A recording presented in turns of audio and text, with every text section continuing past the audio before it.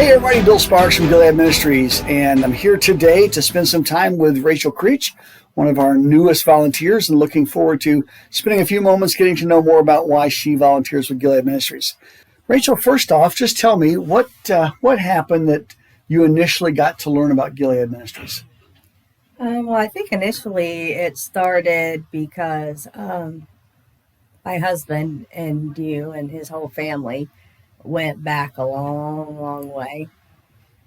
And then I think I just got a little more involved in trying to rebuild my faith, strengthen it. Talk to me a little bit about the conversations that we had. I know you talk about wanting to rebuild your faith, so talk to me a little bit about those conversations.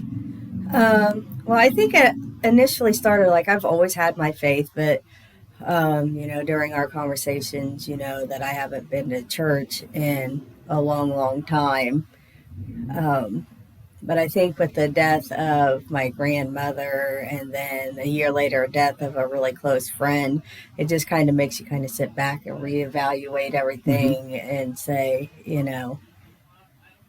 it's time. Yeah. What can I do to, Yeah, absolutely. And then just knowing your background and with just your background in general, background with my husband's family. Through that process of stuff, we began having conversation about something that was going on here at Gilead Ministries. Specifically, you had received the emails with the prayer requests in them. And so let's just start with when you received the prayer list each week, what went through your mind as you read the names that were on the prayer list? I don't know if this is...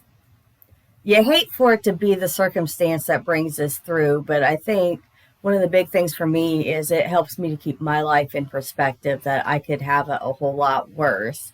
And then I would catch myself, one person's any better than the other, but there would be maybe a few names that just really, for whatever reason, just jumped out at me.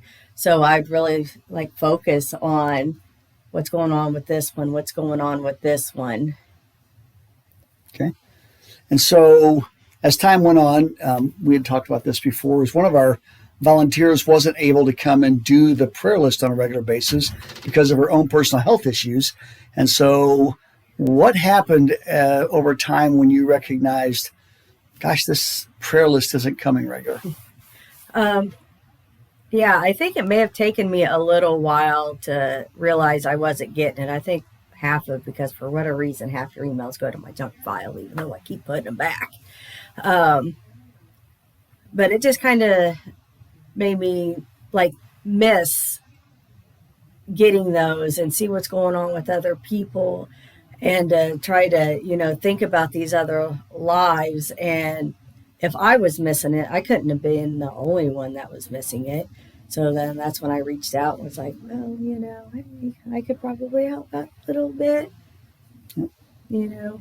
Help Betty out. Yeah, yep. As time went on, obviously, Betty, who was doing it previously, is no longer able to do it. And so I asked Rachel if she would have stepped up to the plate and do it on a regular basis. And so far, what has been your experience with doing the prayer list? I've definitely learned about a lot of new cancers and diseases and what they are. It's kind of weird.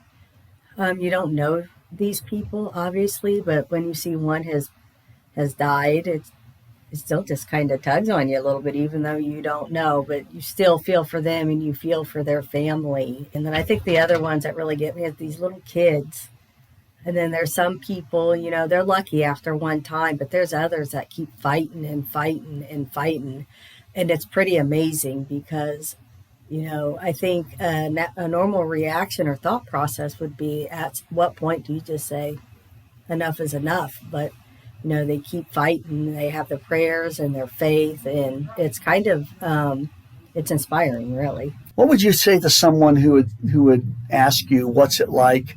And why should I volunteer at Gilead Ministries? It's a great organization, for one. Obviously, it's always good to help people that are less fortunate or in worse circumstances. I think Gilead, it has a lot of different things throughout the year that I think one could help with. Say if you're busy during the winter seasons, you've got things I think throughout the year, Mm-hmm. and you don't expect somebody to, volunteer 20 hours a week. If you've got 2 hours this week, great. If you got 10 hours in a couple weeks, that's great. How do you feel right now about that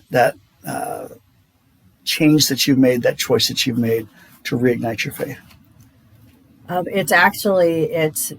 It's been exhilarating. One of the things I have struggled with, and I still struggle with, is like saying a prayer for myself because, as we've discussed, I feel like I'm undeserving. But it's kind of crazy what really does happen when you do finally reach out. You get this sense of calmness that comes over you. As I said, I hadn't been to church in a lot of years, but I think I found one that's pretty good and suits me. It's not a large church, and my husband's actually has started joining me Great. recently. I know that will probably end when mowing season starts, but it's almost been kind of nice to have something for me and him to kind of reconnect and do all over again. Oh, and my mom has started going. Wow. And she's not been in a long time, so it's been Great. really cool. Fantastic. Well, that's really good to hear. That's actually exciting for me to hear. And well, Rachel, thank you for taking time today and sharing with us. Really appreciate hearing from you. And I hope all the folks out there have enjoyed Rachel's testimony and some of the things she's had to say about Gilead Ministries. And if you're looking for someplace to volunteer, we would love to have you come and join our team. Like Rachel said, we will find something lower impact sometimes on your time frame, but guarantee it will make a higher impact on others. All right. All right, guys. Thanks a lot. Appreciate your time today. Hope you're enjoying your day. God bless. We'll see you next time. Bye-bye now.